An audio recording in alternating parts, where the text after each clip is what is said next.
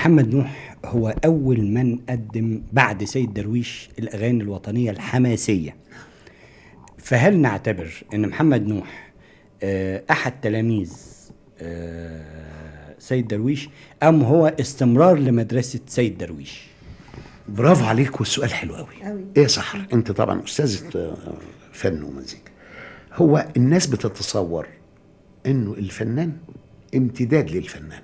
لا، انا مش امتداد لسيد درويش، انما انا فاهم سيد درويش سنة 1914 و15 و16 كان بيفكر ازاي. انا بقى سنة 1990 بفكر بالطريقة اللي هو بيفكر بيها. ادي لحضرتك مثل عشان الجماهير، لان ده سؤال في غاية الأهمية. هل الفنان امتداد للفنان؟ هل فؤاد المهندس امتداد لنجيب الريحاني؟ لا. هل عادل امام امتداد لفؤاد المهندس؟ هل الشاب الجديد اللي طالع الطعم اللذيذ ده هيبقى امتداد لعادل؟ لا. الفنان هنيدي مش هيبقى امتداد للفنان ابدا، انما هيبقى منهج جديد واستمرار لنوع من الفن. انا استمرار لطريقه سيد درويش وهو بفكر. تعالى ادي للجمهور صوره. سحر، قوم يا مصري، يلا نغني يا سوا. قوم يا مصري، مصر دايما بتناديك، خد بنصري، نصر دين واجب عليك، يوم ما سعدي راح حضر قدام عينيك. اللحن ده ايه؟ فالس. بص، قوم يا مصري، مصر دايما بتناديك، فالس سنة 14. بوم تك تك. مين قال كده؟ لو كان حد من ايام سيد درويش هيلحنها كده.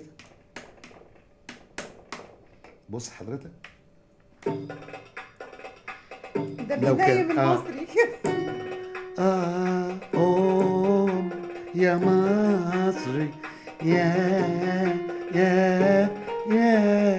مصري، ترددددم، ما تقوم يا مصري، يا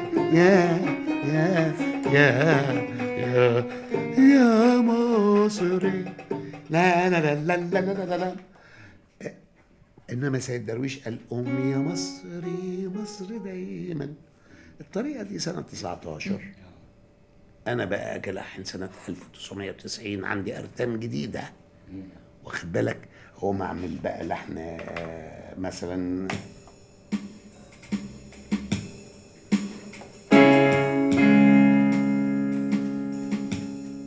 سنة رد إني لريك شق طريقه في عمر الدنيا يا بلدي، فجر النيل يا أم الجيل، حلوة يا بلدي، حلوة يا بلدي.